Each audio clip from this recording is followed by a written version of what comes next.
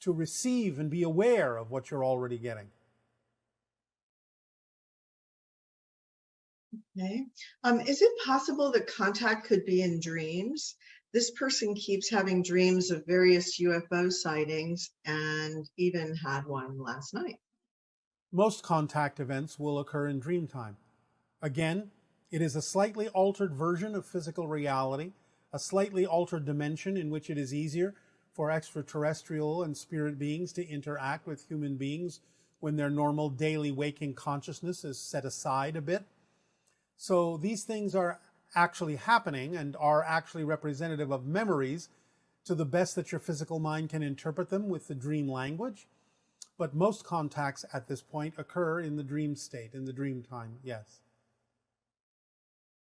And this person is saying that they once experienced a communication from their deceased dog through a ceiling fan.